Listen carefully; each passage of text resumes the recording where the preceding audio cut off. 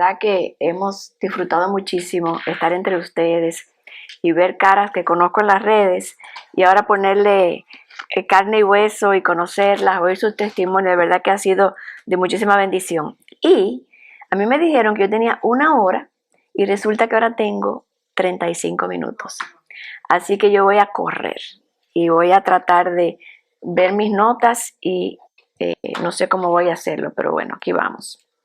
Entonces, y queremos sortear unos libros al final. Yo iba a hacer al principio, pero prefiero hacer esto primero. Yo tengo tanto que decirles, mis amadas hermanas, que yo no sé cómo lo voy a hacer en tan poco tiempo. Pero me toca hablar acerca de cómo vivir el Evangelio, cómo vivirlo como esposas, cómo el Evangelio debe impactar la forma como vivimos como mujeres y como madres, como mujeres. Y yo decía, ¿cómo yo puedo hablar sobre esto? ¿Cómo yo puedo empezar? Y la realidad es que yo creo que lo primero, mis hermanas, que tiene que pasar es que nosotros nos demos cuenta que nosotros no somos de este mundo. No somos de este mundo. Yo creo que el problema que tenemos como mujeres y como creyentes es que nosotros no nos vivimos entre dos mundos, entre dos ciudadanías, entre la celestial y la del mundo. Y lo que la palabra de Dios nos llama a ser como mujeres y como hombres es a vivir como ciudadanas celestiales. Y esa ciudadanía tiene reglas totalmente diferentes a las del mundo. Tiene maneras de vivir, maneras de pensar totalmente de cabeza a las del mundo, totalmente contrarias a las del mundo. El problema empieza es cuando nosotras queremos decirnos cristianas porque creemos que Dios ha hecho algo en nuestra vida, creemos en Dios, somos temerosas de Dios, pero no nos damos cuenta que hemos abrazado toda la filosofía del mundo y queremos entonces vivir como ellos, pero creer en Dios. Entonces no somos efectivas, no somos creyentes efectivas porque somos como los demás. Entonces, la realidad es que Dios no nos llamó para que nosotros vengamos a confrontar el mundo, a decirle lo que está mal al mundo. Él nos llamó para que vivamos de una manera diferente nosotros. Nosotras somos, dice Tito, luminares en medio de una generación que se está perdiendo. Y nosotras, el Evangelio no termina en nosotras. Ahora somos creyentes, ahora todo terminó en nosotras para mi felicidad, para que mi familia vaya bien, para que yo sea santificada. Nosotros somos un punto en la historia y nosotras como mujeres tenemos un rol que cumplir en la transmisión del Evangelio a la próxima generación. Y es ese el llamado que tenemos como mujeres. Nuestra lucha está en que queremos vivir en el mundo, como les digo, buscar las metas del mundo, buscar lo que el mundo dice como bueno, buscar el ser empoderadas en el mundo, buscar el éxito del mundo. Y se nos olvida nuestro llamado primero. Cuando nosotros venimos, por eso es que el Evangelio, tenemos que saber si somos creyentes, porque es que es una vida totalmente diferente al mundo. Nosotros somos personas totalmente contrarias a lo que el mundo dice como bueno. Entonces, yo creo que lo primero que tenemos que hacer esta mañana es contar el costo de lo que cuesta seguir a Cristo. Seguir a Cristo no es, yo soy creyente y voy a la iglesia y mis hijos son enseñados la palabra. No, hay un costo, hay una manera de vivir. Y fíjate que cuando Pablo, en todas sus cartas, Pablo habla de toda esa doctrina, de lo que Cristo hizo, de la salvación que tenemos, de las promesas, de toda esta doctrina de la salvación. Y ahí inmediatamente empieza, por tanto, esta cómo van a vivir. Ya ustedes no son del mundo. Ahora, y entonces hay unas secciones enteras en cada carta acerca de la familia. El Evangelio afecta la manera como vivimos como familia, afecta cómo se desenvuelve nuestra familia, ¿no? Porque nos afecta como mujeres. Entonces, la única manera de vivir eso, mis hermanas, es si somos hijas de Dios nacidas de nuevo. No podemos imponerlo a nuestros hijos porque ellos no son nacidos de nuevo, nosotras sí. Nosotros tenemos que ser testigos, vivir delante de ellos como ciudadanas del reino y orar que Dios los atraiga a ellos también. Entonces, somos peregrinos y en medio de esta peregrinación estamos llamadas a vivir con leyes divinas. Y Dios nos ha dado todo lo que necesitamos, dice la palabra en Pedro, lo que necesitamos para vivir una vida de piedad. Pero tenemos que determinarnos a obedecer eso. Ahora, ¿qué pasa? Vivimos en un terreno apache, ¿verdad? Vivimos en un mundo de enemigos. Tenemos el enemigo de nuestro propio corazón, nuestra carne, nuestro pecado, el enemigo Satanás que anda como león rugiente buscando a quién devoraría el mundo, lleno de filosofías. Y nosotras nadamos como redimidas en medio de estas aguas contaminadas, que si nosotros no estamos ancladas y arraigadas en la palabra, nos va a llevar la corriente.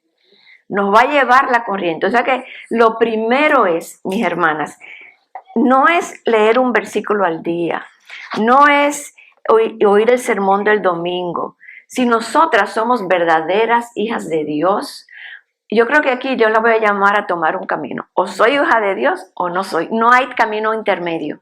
No hay gente tibia. La palabra de Dios dice que este es un cristiano que el Señor vomita de su boca. Nosotros tenemos que definirnos. Si somos hijas de Dios, vamos a tener sed de su palabra. Eso es lo primero que va a pasar en nosotras. Sed de su palabra. Queremos conocerlo. Queremos conocer este Dios que se nos reveló. Queremos conocer quién Él es. Y Él nos va a decir quiénes somos nosotras. Él nos va a dar una nueva razón de vivir, un nuevo propósito de vida, una nueva misión de vida. Nos va a decir cuál es nuestro rol en medio de esto. El evangelio no empieza y termina con nosotros, empezó hace años atrás y nosotros estamos en medio de esta historia de redención y tenemos un llamado en este momento y tenemos que pasar ese legado como aquella carrera de relevo que uno corre y pasa el batón a la otra. Entonces, ese es nuestro llamado Entonces, ¿cuál es el papel de la mujer en medio de eso? ¿Cuál es el rol de esa mujer que ha creído en Dios, que ha creído en el evangelio, que sus pecados han sido perdonados, que tiene a Dios como su salvador? ¿Cuál es su rol? Entonces, la mujer tiene un valor especial para Dios. Un valor especial y es de gran influencia y de gran fortaleza. ¿Somos ayuda? Dice la palabra que nosotros fuimos creadas para el hombre. Eso no es lo que el mundo nos dice, pero nosotros no somos de este mundo, recuerden. Ahora nosotros no podemos imponerle este pensamiento a hijas, a muchachas que no han nacido de nuevo. Ellos no lo van a entender. Nosotros tenemos que ser testigos viviéndolo nosotras si nosotros hemos nacido de nuevo. Entonces dice que somos ayuda. Dios dice que Él es nuestro ayudador, así que tenemos una parte del carácter de Dios increíble. Él es nuestro ayudador y nosotros somos ayuda de la iglesia, en la iglesia, a nuestros esposos, en nuestros hogares, somos ayuda. Y somos fuertes, mis hermanas, las mujeres cargan grandes pesos. Yo me siento que soy más fuerte que mi esposo en muchas cosas emocionalmente. Ellos parecen ser lo más fuertes físicamente, pero nosotras somos fuertes. La palabra nos compara como, dice que las mujeres son como columnas de esquinas labradas de un palacio, dice el Salmo 144. Y dice, tenemos una influencia tal que podemos destruir o edificar nuestro hogar. No dice eso de los hombres, dice eso de las mujeres. Podemos destruir o edificar un hogar. Así que Dios nos ha dado ese llamado de ayudas para nuestros esposos con una gran influencia. Y tenemos que definir cómo vamos a usar esa influencia nosotras. Cómo la vamos a usar en la iglesia, cómo la vamos a usar en la familia. No, la influencia, mis hermanas, es mejor que la autoridad. Nosotros lo que pasa es que queremos la autoridad, pero Dios nos ha dado la influencia. Entonces, eso es lo que Dios nos ha dado y eso es suficiente. Entonces, oímos un montón de mensajes allá afuera acerca de lo que es la mujer. Y oímos filosofías destructivas, se nos vende un camino muy ancho, un camino de la elevación del yo, de la autoestima, de la autoexaltación, de la autopromoción, de que seas alguien, que estudies algo, que te haga importante, que te haga ganar mucho dinero, que te dé una voz. Eso es lo que el mundo nos dice. Pero recuerden, nosotras no somos de este mundo y nosotros tenemos otras leyes. y debemos vivir de acuerdo a esas. El mundo nos dice, retarda el matrimonio, no te cases, estudia primero, no te cases hasta que no tengas una carrera, no te cases hasta que no compre una casa, no te cases hasta que no compre un carro, no tengas hijos porque son un inconveniente, vive tu vida y goza. Es una vida, mis hermanas, de autoexaltación. Esa no es la vida de la mujer creyente. La vida de la mujer creyente es de muerte al yo, una muerte al yo. Entonces ya vamos viendo por dónde va el camino de la fe. Es una vida del muerte al yo. Lejos de tener un desdén por el matrimonio, la familia, mis hermanas, es el lugar más estratégico para el reino. Ahí empieza el evangelio, es que empieza a vivirse el evangelio. Porque muchas veces nos hacemos creyentes y queremos salir de la familia, a la iglesia, a predicar a la calle. Es en la casa que empieza. Es haciendo lo que Dios te llama como esposa, sometiéndote a tu esposo, criando a tus hijos, amando a tus hijos, nutriendo a tus hijos. Y en la iglesia, ayudando a otras hermanas, enseñando a otras hermanas, ayudándolas a correr esta carrera y a entender su llamado en el reino de Dios. Es un llamado que no nos pertenecemos a nosotras. Vivimos ahora para aquel que murió y resucitó por nosotras. Ahora yo le pregunto como Jesús, ¿quién se quiere quedar aquí? ¿Y quién quiere seguir a Cristo? Porque lo que pasa es que hemos vendido un evangelio muy barato. La realidad es que el evangelio tiene consecuencias grandes en nuestra vida. Pero como les decía, queremos vivir en el mundo y queremos vivir en la iglesia. Y por eso decimos, no, pero es que yo puedo hacer esto, yo puedo hacer lo otro, yo quiero hacer, eso no es malo, eso no es pecado. Pero eso te está ayudando a llenar el rol que Dios te dio como hija de Dios para avanzar su reino. Entonces, pero por eso es que no podemos, mis hermanas que son madres, imponerle estas cosas a nuestros hijos porque ellos no han visto lo que nosotros hemos visto. Ellos no han sido rescatadas de su vana manera de vivir. Ellos no han entendido lo que nosotros hemos entendido. Entonces, ¿qué somos nosotros? Testigos. ¿Qué es un testigo? Un testigo habla de lo que ha visto y oído y vive de una manera consecuente a lo que ha visto y oído. Entonces, aparte de la filosofía, como digo, está el pecado. Yo estoy dándole para adelante quiero llegar a Tito. Entonces, la palabra, como hijas de Dios, como tenemos tantos enemigos, nosotras, el mundo, las filosofías, tenemos que vivir en la palabra y la palabra nos llama a evaluarlo todo. Y es como un filtro. Yo interpreto el mundo de acuerdo a lo que dice la palabra. Yo no interpreto la palabra de acuerdo a lo que el mundo me dice. Yo interpreto el mundo de acuerdo a lo que la palabra dice. Entonces ya yo tengo una nueva estándar de vida, un nuevo modelo de pensamiento. Y mientras yo estoy en la palabra, la mente se me va transformando. Ahora yo puedo entender el mundo como Dios lo ve. Yo puedo tener la perspectiva de Dios acerca de todas las cosas. Y ahora yo, cuando voy a buscar un consejo, yo no voy al mundo a buscar el consejo, porque la palabra es suficiente. Aquí está todo lo que yo necesito saber. Por eso y consejos muy sencillos. Hablaba con una hermana en el receso que decía de un consejo que le dio a alguien creyente, católico, acerca de algo. Y ella tuvo la sabiduría suficiente de decir, pero no, déjame oír el consejo de alguien temeroso de Dios que conozca la palabra. Porque parece un consejo prudente, pero no es un consejo de Dios. Entonces, tenemos que vivir todo el tiempo evaluando, porque la palabra es como esa plomada. ¿Saben lo que es una plomada? En construcción se usa, es una bola suspendida que se pone contra un muro para ver si el muro está derecho. En construcción es necesario, se usaron en las pirámides cuando se construyeron, porque si no está derecho se cae la estructura. Y la palabra de Dios es esa plomada que nos dice si una idea está derecha de acuerdo a la palabra de Dios. Entonces, tenemos que conocer la palabra y tenemos que conocer todo el consejo de Dios. No solamente un libro, un salmo, no, es el consejo. La mente de Cristo nos llama a tener la palabra de Dios, la mente a pensar como Cristo pensaría. Todo, hay preguntas que tenemos como creyentes. ¿Cómo yo debo ser esposa? ¿Qué hacer en esta situación? ¿Cómo hablarle a mi marido? ¿Cómo hablarle a mis hijos? ¿Esta decisión la debo hacer o no la debo hacer? Eso no está en la palabra, obviamente, porque no hay una receta para cada cosa. Pero sí hay principios generales que si yo los empiezo a ver en general, me van llevando a la respuesta individual. Todo tiene una respuesta en la Biblia, porque si yo conozco lo grande, voy, por ejemplo, la pregunta que hicieron el otro día, anticonceptivos.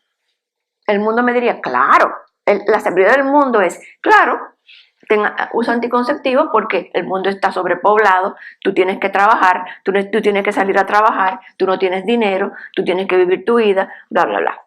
Pero ¿qué me dice la palabra? Que los hijos son una bendición, que Dios da hijos y que es una bendición tener una canasta llena de ellos, nos dice la palabra de Dios. Nos dice que Dios es creador de la vida. Nos dice que Dios cierra y abre la matriz. No somos nosotros que nos controlamos, Él es que lo hace. Él determina. En el Antiguo Testamento era casi una maldición no poder tener hijos. O sea, hay un llamado. Dios quiere que, y como nos formó, todas ustedes tienen un útero, tienen senos. ¿Qué piensan que para qué es eso? Es porque hay huevitos adentro de nosotras. Eso nos dice para qué fuimos creadas. Cuando tú compras una lavadora de ropa, ¿para qué tú la usas? Tú no la usas, tú la usas para lavar ropa, aunque personas le ponen cosas encima, la usan como estante, pero al final es una lavadora de ropa. Nosotras somos mujeres y estamos diseñadas. Ahora, en la caída hay personas que no pueden tener hijos. Dios no se los da porque Él es soberano. Pero hay tantos niños que pueden ser adoptados porque al final somos dadoras de vida espiritual y también física. Entonces, estamos llamadas a vivir como luminares y nuestra cosmovisión, toda nuestra vida, tenemos que tener los lentes. Nuestros lentes son la palabra de Dios. Yo veo todo a través de eso. Y así es como vivimos. Entonces, esa sabiduría bíblica es suficiente. ¿Y qué es suficiente? Suficiente es que existe o se da en cantidad adecuada, no sobra ni falta nada para lo que necesita. Y decir que la Escritura es suficiente es que contiene todo lo que necesitamos para equiparnos para una vida de fe y de servicio. No hay que ir a ningún otro sitio.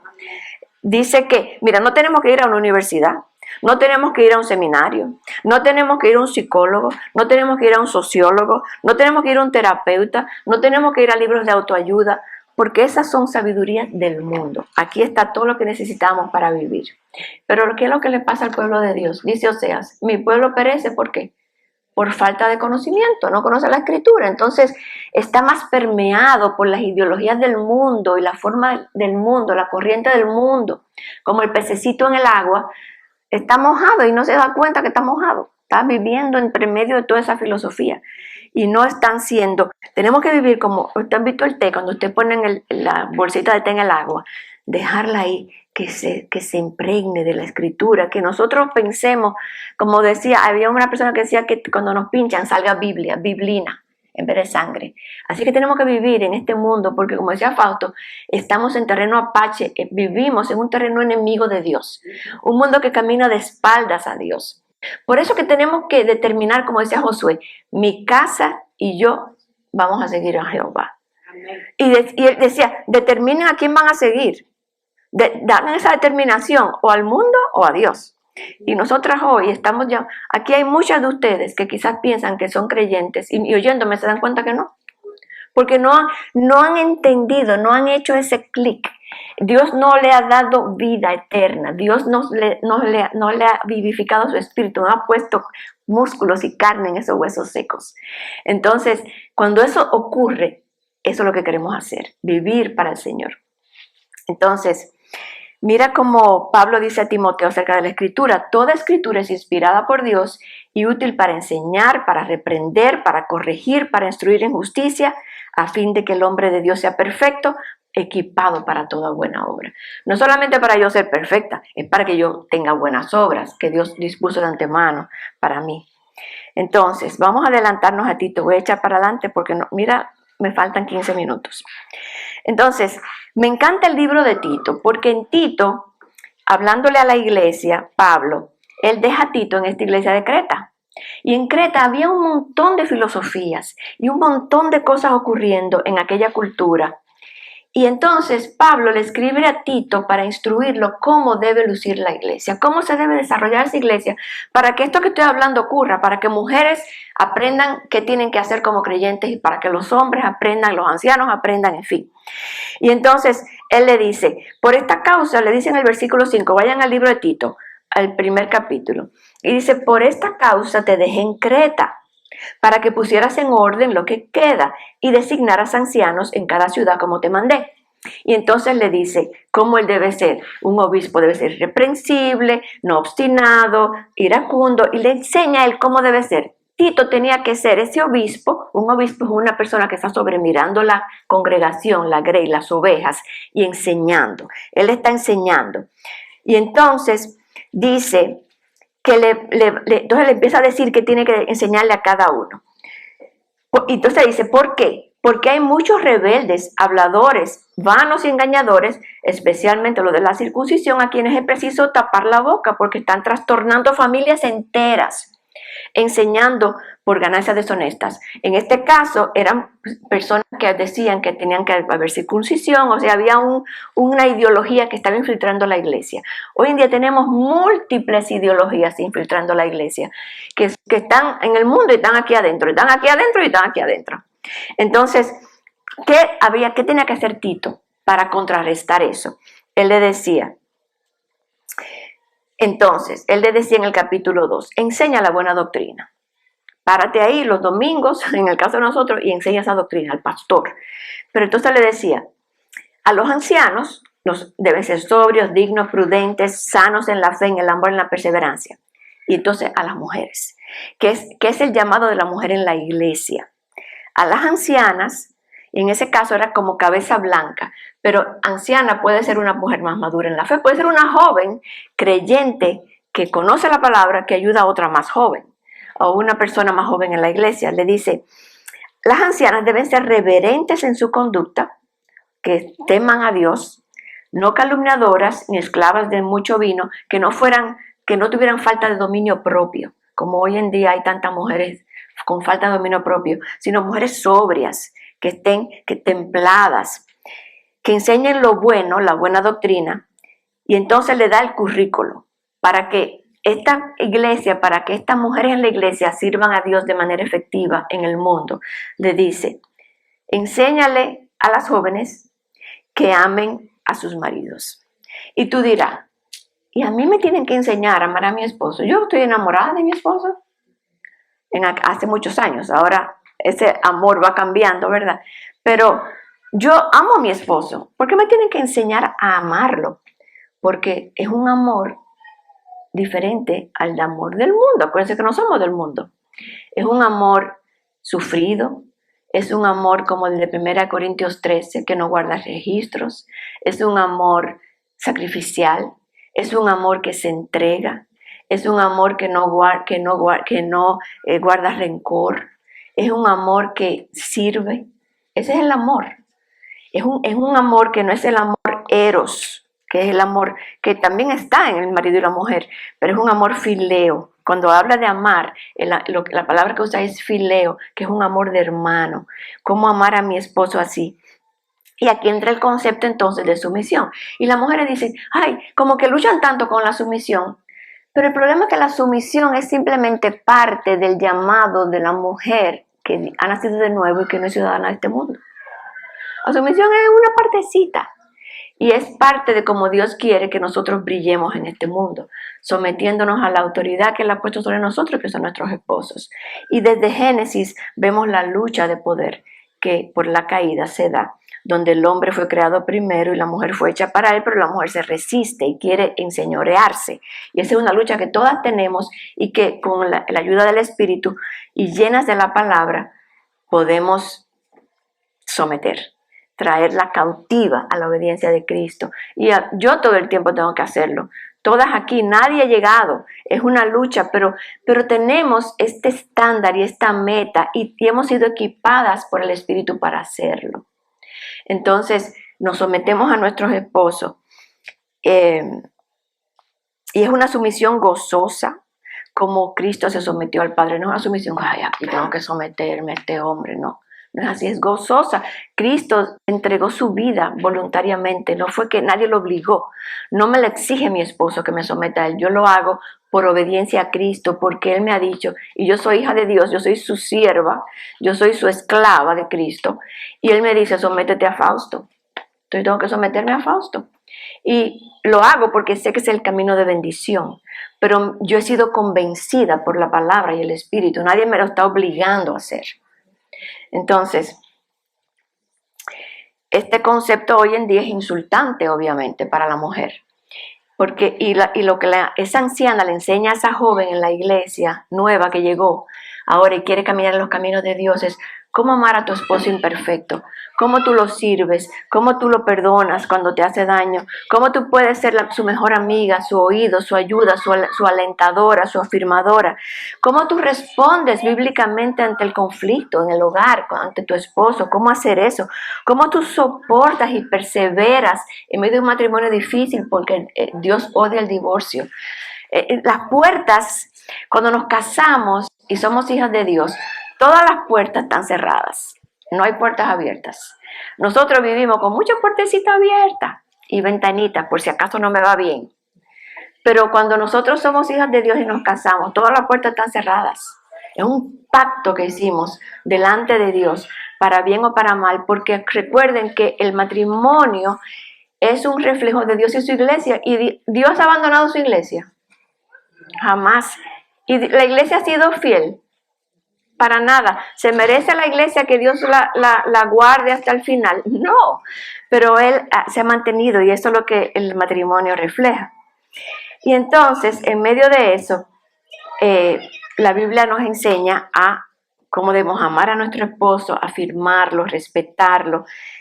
Y nos recuerda que el enemigo de eso no es nuestro esposo, no es nuestro esposo el enemigo, es el enemigo Satanás, que quiere destrozar familias.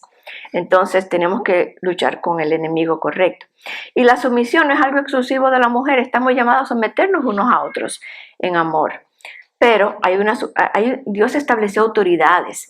Cristo sobre Dios, Padre, Espíritu Santo, Cristo, la iglesia, Cristo, el hombre, la mujer, los hijos, la iglesia. Hay orden de estructura, de autoridad en la palabra de Dios. Y cuando se respeta esa orden, ese orden, hay bendición y las cosas van bien y fluyen.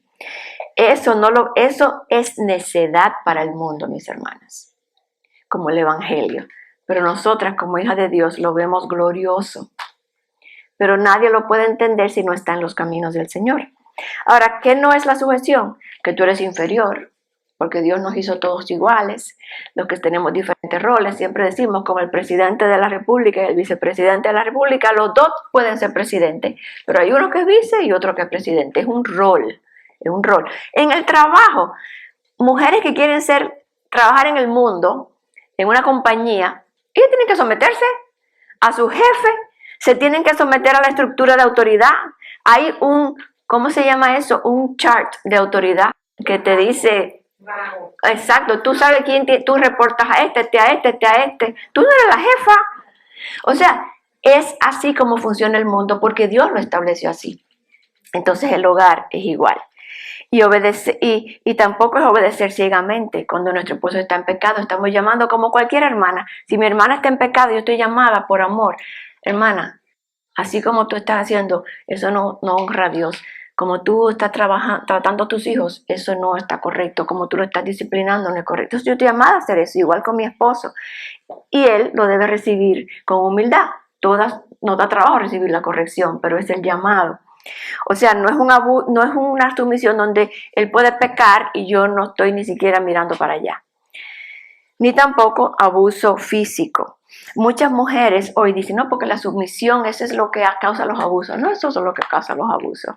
Es el pecado que causa los abusos. Y muchas mujeres que alegan abuso, es que hoy vivimos en una época de cristal, donde si tú me haces así, tú me estás abusando. Si tú no me dejas comprarme esa televisión, tú me estás abusando financieramente. Si tú me hablaste mal porque llegaste irritado del trabajo, ay, me está abusando.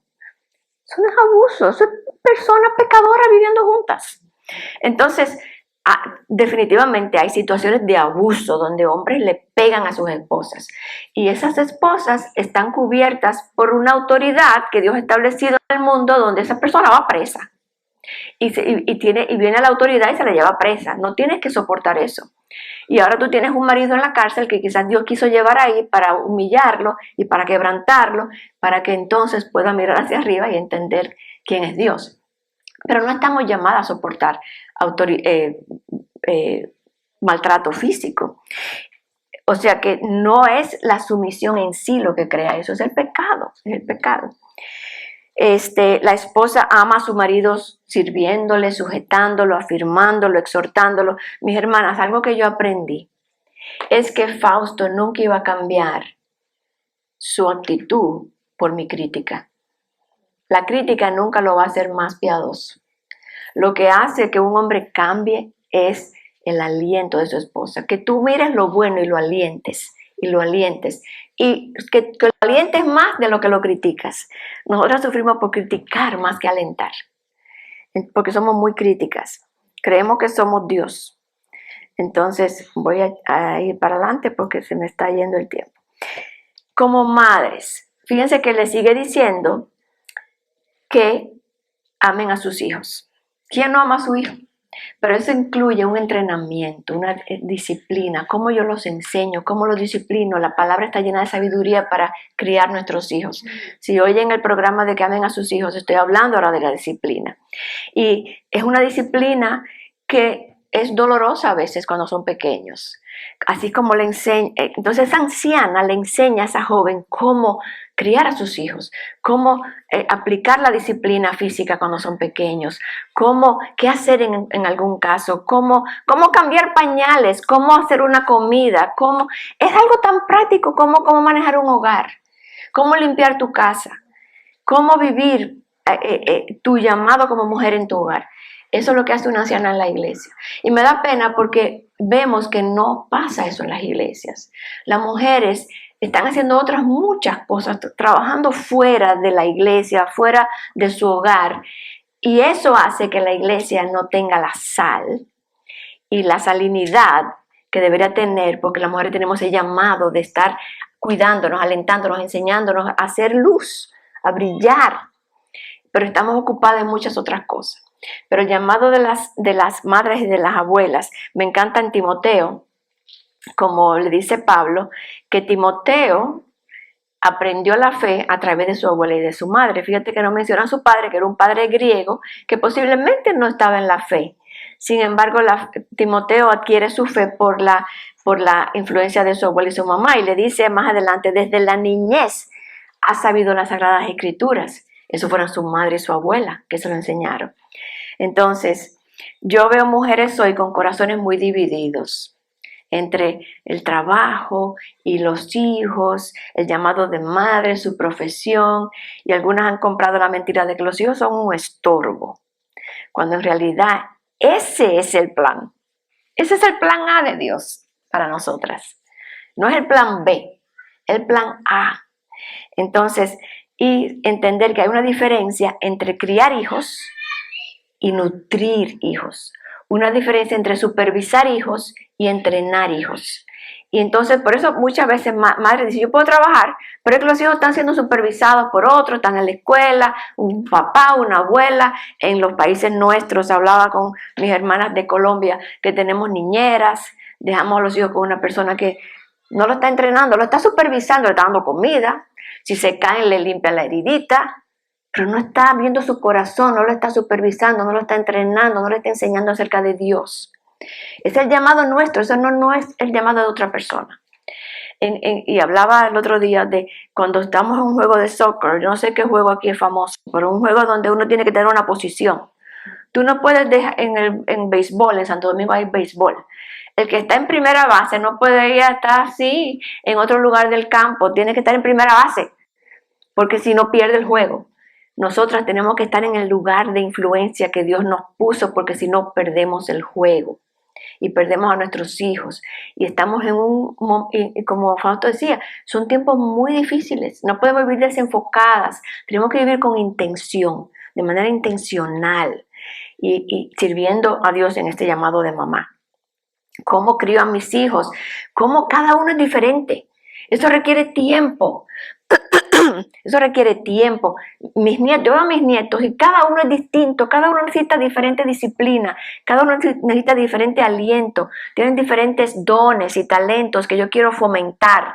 Cada uno es diferente. Eso requiere tiempo, el tiempo, mis hermanas.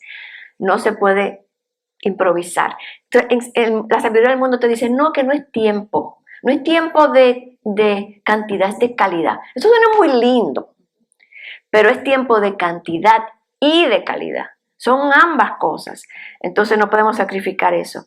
Entonces, como madres, somos discipuladoras, no solo educadoras. Disciplinarlos correctamente, amarlos correctamente, con paciencia. Y recordar que ese llamado de madre no es un llamado que tiene gratificación instantánea, que es el problema, que es lo que atrae a las mujeres afuera. Que yo quiero gratificación, ya sea un sueldo mejor, una mejor vida, un mejor estilo de vida, o yo quiero, yo estudié mucho, yo necesito que me reconozcan, yo quiero ser reconocida, yo quiero, y eso es una satisfacción instantánea. La maternidad es una satisfacción a largo plazo que vemos ya a mi edad. Yo veo ahora los resultados de mi esfuerzo. Y eso que yo, en mi impiedad, ya son las 12, pero yo no conocí al Señor. Sin embargo, como yo crecí en un hogar judío con la cosmovisión bíblica sin que lo supieran, porque era una mamá en la casa, yo hice lo mismo con mi hija. Yo estuve en mi casa, yo era la que estaba arriba de ella. Yo me acuerdo que yo me sentaba y tenía conversaciones con Sara cuando veíamos una película, pero eso no está bien. Era moral, era moralista, pero era tiempo invertido en formar su pensamiento. Y eso, éramos religiosos. Y yo decía, esto no está bien. Y hasta que finalmente nos convertimos y ahora entendimos mucho mejor y pudimos reenfocar la cosa. Y ahora yo veo los resultados de una vida de entrega a mi familia. Y lo veo en la próxima generación. Los hijos, hablaba con otra hermana, que me decían que los franceses no cuidan a sus ancianos, que los dejan que se mueran así solos. Pero ¿qué pasó? Que esos ancianos dejaron a sus hijos a su vez. Los dejaron solos en guarderías. Ellos están haciendo exactamente lo mismo que hicieron con ellos. Entonces, definitivamente que es una manera de vivir diferente. Entonces, mamás en casa, no se dejen engañar por el enemigo. Es un privilegio estar en la casa levantando una generación para Dios. No hay mejor lugar para estar, es el lugar más estratégico para el reino. Así que yo animo, ya para cerrar, brinqué toda mi charla, fue así como un vuelo, que estén en la palabra de Dios, que se examinen a ver si están en la fe. Si eres una hija de Dios, recuerda que tú tienes un llamado de Dios en esta generación a discipular a tus hijos y a prepararlos para el futuro, a lanzarlos como flechas. Y tienes que estar ahí para ellos. Tienes que estar en la iglesia sirviendo a otras mujeres, enseñando a otras mujeres, no entretenida con tus cosas y en tu propia familia solamente. Hay una familia en la iglesia que tienes que estar allí para ellos, enseñándoles, discipulándolas continuamente. Porque si tú no lo haces, el mundo las va a discipular. Y nosotras somos una familia en el hogar, pero también una familia en la iglesia. Y como mujeres somos las que estamos nutriendo a otras, enseñando a otras, semana tras semana, en la palabra, enseñándoles a ir a la palabra, a estudiar la palabra, a tomar decisiones, que se sepa que ellas pertenecen, que ellas son parte de esta tribu, de esta familia, que está ahí para ellas, ayudándolas, alentándolas. Es una vida que no nos pertenecemos a nuestra propia familia nada más. Nosotros somos miembros de una familia más extensa, que es la familia de Dios universal, pero la familia de Dios en el cuerpo.